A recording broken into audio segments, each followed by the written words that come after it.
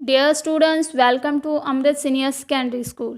Class 8 ਸਮਾਜਿਕ ਸਿੱਖਿਆ ਦਾ ਭਾਗ ਦੂਜਾ ਇਤਿਹਾਸ ਦਾ ਲੈਸਨ ਨੰਬਰ 1 ਕਿੱਥੇ ਕਦੋਂ ਅਤੇ ਕਿਵੇਂ ਜੋ ਕਿ ਈ ਬੁੱਕ ਦਾ ਲੈਸਨ ਨੰਬਰ 9 ਅਤੇ ਈ ਬੁੱਕ ਦਾ ਪੇਜ ਨੰਬਰ 122 ਉੱਤੇ ਹੈ ਦਾ ਭਾਗ ਦੂਜਾ ਅੱਜ ਅਸੀਂ ਤੁਹਾਨੂੰ ਕਰਾਵਾਂਗੇ। ਅਸੀਂ ਪਿਛਲੀ ਵਾਰ ਤੁਹਾਨੂੰ ਇਤਿਹਾਸ ਦੇ ਪਹਿਲੇ ਇਸੇ ਲੈਸਨ ਦਾ ਭਾਗ 1 ਕਰਵਾਇਆ ਸੀ ਜਿਸ ਵਿੱਚ ਅਸੀਂ ਤੁਹਾਨੂੰ ਇਤਿਹਾਸ ਬਾਰੇ ਦੱਸਿਆ ਤੇ ਨਾਲ ਹੀ ਤੁਹਾਨੂੰ ਦੱਸਿਆ ਕਿ ਸਾਡੇ ਦੇਸ਼ ਦੇ ਇਤਿਹਾਸਕਾਰਾਂ ਨੇ ਇਤਿਹਾਸ ਨੂੰ ਕਿਹੜੇ-ਕਿਹੜੇ ਕਾਲਾਂ ਵਿੱਚ ਵੰਡ ਕੇ ਉਸ ਦਾ ਵਰਣਨ ਕੀਤਾ ਹੈ ਤੇ ਉਸ ਸਮੇਂ ਦੇ ਸ਼ਾਸਕ ਕਿਵੇਂ ਦੇ ਸੀ ਅਤੇ ਅੰਗਰੇਜ਼ਾਂ ਨੇ ਕਿਵੇਂ ਸਾਡੇ 'ਤੇ ਹੌਲੀ-ਹੌਲੀ ਰਾਜ ਕੀਤਾ ਤੇ ਸਾਡੇ ਦੇਸ਼ ਤੇ ਦੇਸ਼ ਭਗਤਾਂ ਨੇ ਆਪਣੇ ਯਤਨਾਂ ਦੇ ਨਾਲ ਕਿਵੇਂ ਦੇਸ਼ ਨੂੰ ਆਜ਼ਾਦ ਕਰਵਾਇਆ ਸੀ ਤੇ ਉਹਨਾਂ ਤੋਂ ਆਜ਼ਾਦੀ ਪ੍ਰਾਪਤ ਕੀਤੀ ਸੀ। ਤਾਂ ਬੱਚਿਓ ਅੱਜ ਅਸੀਂ ਉਸ ਤੋਂ ਅੱਗੇ ਆਪਣਾ ਟੌਪਿਕ ਸ਼ੁਰੂ ਕਰਾਂਗੇ ਆਧੁਨਿਕ ਕਾਲ ਦੌਰਾਨ ਪ੍ਰਮੁੱਖ ਪ੍ਰਗਤੀਆਂ। ਤਾਂ ਬੱਚਿਓ ਅਸੀਂ ਪੜ੍ਹਦੇ ਹਾਂ ਆਪਣਾ ਅੱਜ ਦਾ ਲੈਸਨ।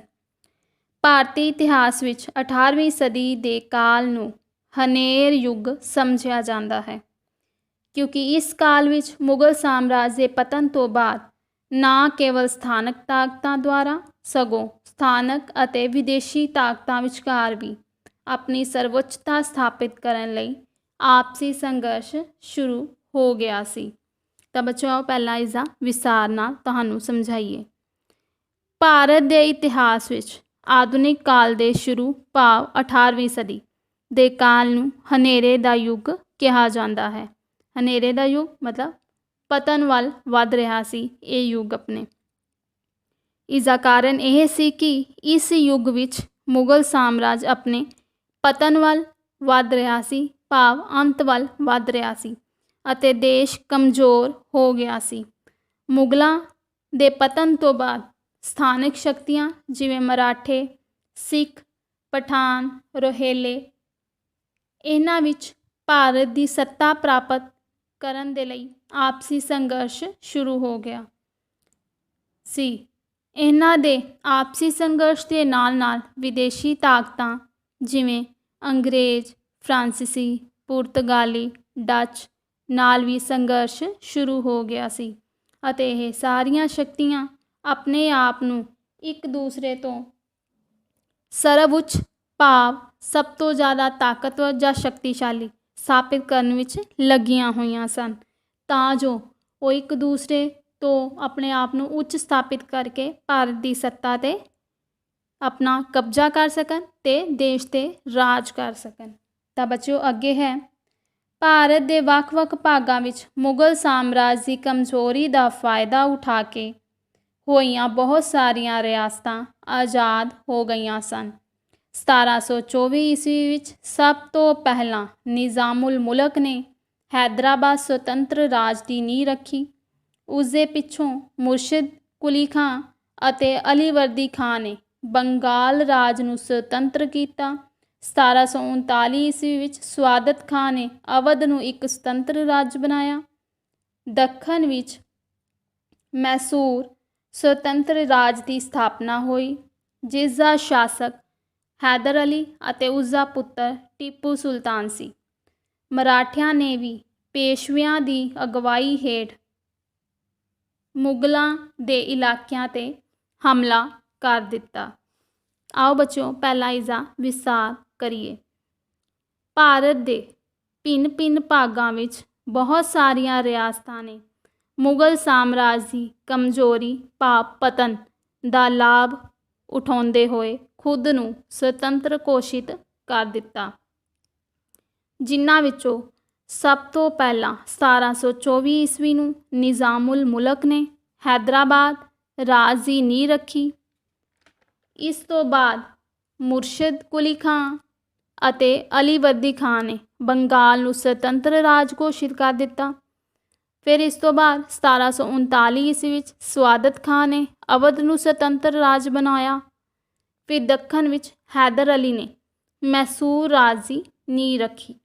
ਹੈਦਰ ਅਲੀ ਅਤੇ ਉਸਦੇ ਪੁੱਤਰ ਟੀਪੂ ਸੁਲਤਾਨ ਦੇ ਅਧੀਨ ਮੈਸੂਰ ਰਾਜ ਦਾ ਬਹੁਤ ਜ਼ਿਆਦਾ ਵਿਕਾਸ ਹੋਇਆ।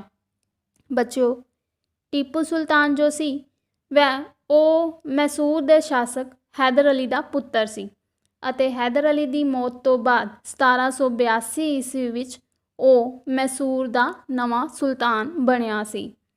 ਜਿਸ ਸਮੇਂ ਉਹ ਸੁਲਤਾਨ ਬਣਿਆ ਉਸ ਸਮੇਂ ਮੈਸੂਰ ਵਿੱਚ ਯੁੱਧ ਚੱਲ ਰਿਹਾ ਸੀ।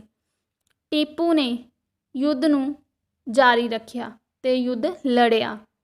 ਸ਼ੁਰੂ ਵਿੱਚ ਤਾਂ ਉਸ ਨੂੰ ਕੁਝ ਸਫਲਤਾ ਮਿਲੀ, ਪਰ ਮੈਸੂਰ ਦੇ ਤੀਸਰੇ ਯੁੱਧ ਵਿੱਚ ਉਹ ਹਾਰ ਗਿਆ। ਉਸ ਨੂੰ ਆਪਣੇ ਰਾਜ ਦਾ ਕਾਫੀ ਪ੍ਰਦੇਸ਼ ਅੰਗਰੇਜ਼ਾਂ ਨੂੰ ਦੇਣਾ ਪਿਆ, ਪਰ ਉਹ ਆਪਣੀ ਇਸ ਹਾਰ ਦਾ ਬਦਲਾ ਅੰਗਰੇਜ਼ਾਂ ਕੋਲੋਂ ਲੈਣਾ ਚਾਹੁੰਦਾ ਸੀ ਤੇ ਆਪਣੇ ਰਾਜ ਨੂੰ ਉਹਨਾਂ ਤੋਂ ਮੁਕਤ ਕਰਵਾਉਣਾ ਚਾਹੁੰਦਾ ਸੀ। ਤਾਂ ਉਸਨੇ ਅੰਗਰੇਜ਼ਾਂ ਤੋਂ ਬਦਲਾ ਲੈਣ ਦੇ ਲਈ ਉਹਨਾਂ ਦੇ ਨਾਲ ਫਿਰ ਇੱਕ ਹੋਰ ਯੁੱਧ ਕੀਤਾ। ਇਸ ਯੁੱਧ ਵਿੱਚ ਟੀਪੂ ਸੁਲਤਾਨ ਅੰਗਰੇਜ਼ਾਂ ਦੇ ਨਾਲ ਲੜਦਾ ਹੋਇਆ ਮਾਰਿਆ ਗਿਆ ਅਤੇ ਉਸਦੇ ਰਾਜ ਦਾ ਮਤਲਬ ਮੈਸੂਰ ਦਾ ਬਹੁਤ ਸਾਰਾ ਭਾਗ ਅੰਗਰੇਜ਼ੀ ਰਾਜ ਵਿੱਚ ਮਿਲਾ ਲਿਆ ਗਿਆ। ਭਾਵ ਉਸਨੇ ਆਪਣੀ ਹਾਰ ਨਾ ਮੰਨਦੇ ਹੋਏ ਉਸਨੇ ਅੰਗਰੇਜ਼ਾਂ ਦੇ ਨਾਲ ਯੁੱਧ ਕੀਤਾ। ਉਸਨੇ ਕੋਸ਼ਿਸ਼ ਆਪਣੀ ਪੂਰੀ ਕੀਤੀ ਕਿ ਉਹ ਅੰਗਰੇਜ਼ਾਂ ਤੋਂ ਆਪਣੇ ਰਾਜ ਨੂੰ ਮੁਕਤ ਕਰਵਾ ਸਕੇ, ਪਰੰਤੂ ਉਹ ਲੜਦਾ ਹੋਇਆ ਮਾਰਿਆ ਗਿਆ ਯੁੱਧ ਦੇ ਵਿੱਚ ਤੇ ਅੰਗਰੇਜ਼ ਉਸਦੇ ਰਾਜ ਦੇ ਕੀ ਬਣ ਗਏ? ਸ਼ਾਸਕ ਬਣ ਗਏ। ਅੱਗੇ ਹੈ ਬੱਚਿਓ, ਮਰਾਠਿਆਂ ਨੇ ਵੀ ਉਸਦੀ ਸਥਿਤੀ ਦਾ ਲਾਭ ਉਠਾਇਆ। ਉਹਨਾਂ ਨੇ ਪੇਸ਼ਵਾਵਾਂ ਦੀ ਅਗਵਾਈ ਵਿੱਚ ਮੁਗਲ ਪ੍ਰਦੇਸ਼ਾਂ 'ਤੇ ਹਮਲੇ ਕਰਨੇ ਸ਼ੁਰੂ ਕਰ ਦਿੱਤੇ।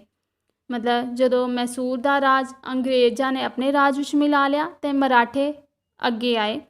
ਉਹਨਾਂ ਨੇ ਪੇਸ਼ਵਾਵਾਂ ਦੀ ਮਦਦ ਲਈ ਤੇ ਮੁਗਲਾਂ ਦੇ ਉੱਤੇ ਹਮਲੇ ਕਰਨੇ ਸ਼ੁਰੂ ਕਰ ਦਿੱਤੇ ਅਤੇ ਇਹਨਾਂ ਹਮਲਿਆਂ ਦਾ ਜਿਹੜਾ ਫਾਇਦਾ ਸੀ ਉਹ ਇਹਨਾਂ ਵਿਦੇਸ਼ੀ ਸ਼ਕਤੀਆਂ ਨੇ ਚੁੱਕਿਆ। ਕਿਉਂ ਚੁੱਕਿਆ? ਤਾਂ ਜੋ ਉਹ ਵੀ ਭਾਰਤ ਦੇ ਉੱਤੇ ਆਪਣੀ ਸੱਤਾ ਨੂੰ ਸਥਾਪਿਤ ਕਰ ਸਕਣ, ਇਹਨਾਂ ਨੂੰ ਆਪਸ ਦੇ ਵਿੱਚ ਲੜਾ ਕੇ। ਤਾਂ ਬੱਚੋ ਅੱਗੇ ਪੜ੍ਹਦੇ ਹਾਂ ਅਸੀਂ। ਯੂਰਪੀਅਨ ਸ਼ਕਤੀਆਂ ਪੁਰਤਗਾਲੀ, ਡੱਚ, ਫਰਾਂਸੀਸੀ ਅਤੇ ਅੰਗਰੇਜ਼ਾਂ ਨੇ ਵੀ ਭਾਰਤ ਵਿੱਚ ਆਪਣਾ ਸਾਮਰਾਜ ਸਥਾਪਿਤ ਕਰਨ ਦੀ ਕੋਸ਼ਿਸ਼ ਕੀਤੀ। ਇਸੇ ਕਰਕੇ ਅੰਗਰੇਜ਼ਾਂ ਅਤੇ ਫਰਾਂਸੀਸੀਆਂ ਵਿਚਕਾਰ 1744 ਈਸਵੀ ਤੋਂ 1763 ਈਸਵੀ ਤੱਕ ਕਰਨਾਟਕ ਵਿੱਚ 3 ਯੁੱਧ ਹੋਏ, ਜਿਨ੍ਹਾਂ ਵਿੱਚ ਅੰਗਰੇਜ਼ਾਂ ਨੂੰ ਜਿੱਤ ਪ੍ਰਾਪਤ ਹੋਈ। ਅੱਗੇ ਹੈ, ਮੁਗਲ ਸਾਮਰਾਜ ਦੇ ਪਤਨ ਪਿੱਛੋਂ ਅੰਗਰੇਜ਼ਾਂ ਨੇ ਭਾਰਤੀ ਵਪਾਰ ਉੱਤੇ ਅਧਿਕਾਰ ਕਰ ਲਿਆ। ਇਸ ਕਰਕੇ ਭਾਰਤੀ ਕਲਾ ਅਤੇ ਸ਼ਿਲਪਕਾਰ ਤਬਾਹ ਹੋ ਗਏ। ਤਾਂ ਬੱਚੋ ਆਓ ਪਹਿਲਾਂ ਇਸ ਦਾ ਵਿਸਤਾਰ ਕਰੀਏ ਕਿ ਭਾਰਤ ਵਿੱਚ ਕਈ ਵਿਦੇਸ਼ੀ ਸ਼ਕਤੀਆਂ ਵਿੱਚ ਸੰਘਰਸ਼ ਸ਼ੁਰੂ ਹੋ ਗਿਆ, ਜਿਨ੍ਹਾਂ ਵਿੱਚ ਪੁਰਤਗਾਲੀ, ਫਰਾਂਸੀਸੀ, ਅੰਗਰੇਜ਼, ਡੱਚ ਆਦਿ ਯੂਰਪੀ ਸ਼ਕਤੀਆਂ ਨੇ ਮੁਗਲ ਰਾਜ ਦੀ ਕਮਜ਼ੋਰੀ ਦਾ ਲਾਭ ਉਠਾਇਆ ਅਤੇ ਆਪਣੀ ਸੱਤਾ ਨੂੰ ਭਾਰਤ ਵਿੱਚ ਸਥਾਪਿਤ ਕਰਨ ਦੀ ਕੋਸ਼ਿਸ਼ ਕਰਨ ਲੱਗੇ। ਉਹਨਾਂ ਨੇ ਆਪਣੇ ਯਤਨ ਹੋਰ ਤੇਜ਼ ਕਰ ਦਿੱਤੇ। ਇਸ ਲਈ 1746 ਈਸਵੀ ਤੋਂ 1763 ਈਸਵੀ ਤੱਕ ਅੰਗਰੇਜ਼ਾਂ ਅਤੇ ਫਰਾਂਸੀਸੀਆਂ ਵਿਚਕਾਰ ਕਰਨਾਟਕ ਦੇ 3 ਯੁੱਧ ਹੋਏ, ਜਿਸ ਦੇ ਅੰਤ ਵਿੱਚ ਅੰਗਰੇਜ਼ ਇਸ ਯੁੱਧ ਵਿੱਚ ਜੇਤੂ ਰਹੇ। ਕਰਨਾਟਕ ਦੇ ਪਹਿਲੇ ਯੁੱਧ ਵਿੱਚ ਅੰਗਰੇਜ਼ ਫਰਾਂਸੀਸੀਆਂ ਤੋਂ ਹਾਰ ਗਏ ਤੇ ਅੰਗਰੇਜ਼ ਆਪਣੀ ਹਾਰ ਨੂੰ ਬਰਦਾਸ਼ਤ ਨਹੀਂ ਕਰ ਪਾ ਰਹੇ ਸੀ ਤੇ ਉਹਨਾਂ ਨੇ ਫਰਾਂਸੀਸੀਆਂ ਤੋਂ ਇਸ ਹਾਰ ਦਾ ਬਦਲਾ ਲੈਣ ਦੇ ਲਈ ਉਹਨਾਂ ਦੇ ਨਾਲ 2 ਹੋਰ ਯੁੱਧ ਕੀਤੇ। ਦੂਜੇ ਅਤੇ ਤੀਜੇ ਕਰਨਾਟਕ ਯੁੱਧ ਵਿੱਚ ਅੰਗਰੇਜ਼ਾਂ ਨੇ ਫਰਾਂਸੀਸੀਆਂ ਨੂੰ ਹਰਾ ਦਿੱਤਾ ਅਤੇ ਆਪਣੀ ਪਹਿਲੀ ਹਾਰ ਦਾ ਬਦਲਾ ਲਿਆ, ਜਿਸ ਦਾ ਨਤੀਜਾ ਇਹ ਹੋਇਆ ਕਿ ਅੰਗਰੇਜ਼ ਭਾਰਤ ਦੀ ਸਭ ਤੋਂ ਵੱਡੀ ਸ਼ਕਤੀ ਬਣ ਗਏ। ਮਤਲਬ ਅੰਗਰੇਜ਼ਾਂ ਦੇ ਲਈ ਹੁਣ ਰਾਹ ਪੱਧਰਾ ਹੋ ਗਿਆ ਸੀ ਭਾਰਤ ਉੱਤੇ ਆਪਣਾ ਅਧਿਕਾਰ ਕਰਨ ਦਾ। ਮੁਗਲ ਸਾਮਰਾਜ ਦੇ ਪਤਨ ਤੋਂ ਬਾਅਦ ਤੇ ਮੁਗਲ ਸਾਮਰਾਜ ਪੂਰੀ ਤਰ੍ਹਾਂ ਖਤਮ ਹੋ ਗਿਆ ਸੀ ਤੇ ਉਸਦੇ ਪਤਨ ਤੋਂ ਬਾਅਦ ਭਾਰਤ ਵਿੱਚ ਦੇਸ਼ ਵਿੱਚ ਅਸ਼ਾਂਤੀ ਫੈਲ ਗਈ ਅਤੇ ਇਸ ਦਾ ਦੇਸ਼ ਦੀ ਅਰਥ ਵਿਵਸਥਾ 'ਤੇ ਬਹੁਤ ਹੀ ਬੁਰਾ ਪ੍ਰਭਾਵ ਪਿਆ, ਕਿਉਂਕਿ ਸਾਰਾ ਭਾਰਤੀ ਵਪਾਰ ਅੰਗਰੇਜ਼ਾਂ ਨੇ ਆਪਣੇ ਅਧਿਕਾਰ ਵਿੱਚ ਕਰ ਲਿਆ ਸੀ। ਭਾਰਤ ਦੇ ਕਈ ਛੋਟੇ ਵਪਾਰੀ ਜਾਂ ਜੋ ਹੱਥਾਂ ਨਾਲ ਕੰਮ ਕਰਦੇ ਸਨ, ਸ਼ਿਲਪਕਾਰ, ਉਹ ਬਰਬਾਦ ਹੋ ਗਏ। ਇਸ ਤੋਂ ਪਹਿਲਾਂ ਭਾਰਤ ਆਪਣੇ ਹਸਤ ਸ਼ਿਲਪੀਆਂ ਲਈ ਸੰਸਾਰ ਭਰ ਵਿੱਚ ਪ੍ਰਸਿੱਧ ਸੀ, ਪਰੰਤੂ ਅੰਗਰੇਜ਼ਾਂ ਦੇ ਭਾਰਤ ਉੱਤੇ ਅਧਿਕਾਰ ਕਰ ਲੈਣ ਦੇ ਨਾਲ ਇਹ ਵਪਾਰੀ ਸਭ ਬੇਕਾਰ ਹੋ ਗਏ ਸੀ। ਇਸ ਤਰ੍ਹਾਂ ਕਰਕੇ ਅੰਗਰੇਜ਼ ਹੌਲੀ ਹੌਲੀ ਪੂਰੇ ਭਾਰਤ ਦੇ ਸਵਾਮੀ ਬਣ ਗਏ ਅਤੇ ਭਾਰਤ 'ਤੇ ਉਹਨਾਂ ਨੇ 100 ਸਾਲ ਤੱਕ ਬੱਚਿਓ ਰਾਜ ਕੀਤਾ। ਅਤੇ ਸਾਡੇ ਦੇਸ਼ ਭਗਤਾਂ ਦੀਆਂ ਕੁਰਬਾਨੀਆਂ ਅਤੇ ਉਹਨਾਂ ਦੇ ਯਤਨਾਂ ਸਦਕਾ ਅਸੀਂ ਆਜ਼ਾਦ ਹੋਏ 1947 ਵਿੱਚ ਅਤੇ ਅੰਗਰੇਜ਼ਾਂ ਤੋਂ ਮੁਕਤ ਹੋਏ। ਤਾਂ ਬੱਚਿਓ ਇਸ ਦੇ ਨਾਲ ਹੀ ਸਾਡਾ ਅੱਜ ਦਾ ਟੌਪਿਕ ਖਤਮ ਹੁੰਦਾ ਹੈ। ਇਸ ਨਾਲ ਸੰਬੰਧਿਤ ਮੈਂ ਤੁਹਾਨੂੰ 5 ਕੁਐਸਚਨ ਪੁੱਛਾਂਗੀ। ਤੁਸੀਂ ਉਹ 5 ਪ੍ਰਸ਼ਨਾਂ ਦੇ ਉੱਤਰ ਇਸ ਆਡੀਓ ਨੂੰ ਧਿਆਨ ਨਾਲ ਸੁਣ ਕੇ ਫਿਰ ਆਪਣੀਆਂ ਕਾਪੀਆਂ ਉੱਤੇ ਕਰਨੇ ਹਨ। ਤਾਂ ਬੱਚਿਓ ਸੁਣੋ ਇਸ ਟੌਪਿਕ ਦਾ ਪਹਿਲਾ ਪ੍ਰਸ਼ਨ। ਸਹੀ ਉੱਤਰ ਚੁਣੋ। ਭਾਰਤ ਵਿੱਚ ਕਿਹੜੀਆਂ ਦੇਸੀ ਸ਼ਕਤੀਆਂ ਦਾ ਜਨਮ ਹੋਇਆ? ਇਸ ਦੇ 4 ਆਪਸ਼ਨ ਹੇਠਾਂ ਦਿੱਤੇ ਗਏ ਹਨ। ਇਹਨਾਂ ਵਿੱਚੋਂ ਕਿਹੜਾ ਇੱਕ ਸਹੀ ਹੈ ਜਾਂ ਨਹੀਂ ਸਹੀ ਹੈ ਇਹ ਤੁਸੀਂ ਦੱਸਣਾ ਹੈ। ਨੰਬਰ 2 'ਤੇ ਹੈ ਭਾਰਤ ਵਿੱਚ ਕੌਣ ਸਭ ਤੋਂ ਵੱਡੀ ਸ਼ਕਤੀ ਬਣ ਗਏ? ਇਸ ਦੇ ਵੀ 4 ਆਪਸ਼ਨ ਥੱਲੇ ਦਿੱਤੇ ਹੋਏ ਹਨ। ਬੱਚਿਓ ਅੱਗੇ ਖਾਲੀ ਸਥਾਨ ਹਨ। ਨੰਬਰ 3 'ਤੇ ਇਹ ਟੀਪੂ ਸੁਲਤਾਨ ਡੈਸ਼ ਦਾ ਪੁੱਤਰ ਸੀ। ਨੰਬਰ 4 'ਤੇ ਵੀ ਖਾਲੀ ਸਥਾਨ ਹੈ। ਡੈਸ਼ ਵਿੱਚ ਸਵਾਦਤ ਖਾਂ ਨੇ ਅਵਧ ਨੂੰ ਸੁਤੰਤਰ ਰਾਜ ਬਣਾਇਆ। ਨੰਬਰ 5 'ਤੇ ਵੀ ਖਾਲੀ ਸਥਾਨ ਹੈ। ਡੈਸ਼ ਸਦੀ ਦੇ ਕਾਲ ਨੂੰ ਡੈਸ਼ ਸਮਝਿਆ ਜਾਂਦਾ ਹੈ। ਤਾਂ ਬੱਚਿਓ ਇਸ ਦੇ ਨਾਲ ਸਾਡਾ ਅੱਜ ਦਾ ਟੌਪਿਕ ਖਤਮ ਹੁੰਦਾ ਹੈ। ਧੰਨਵਾਦ।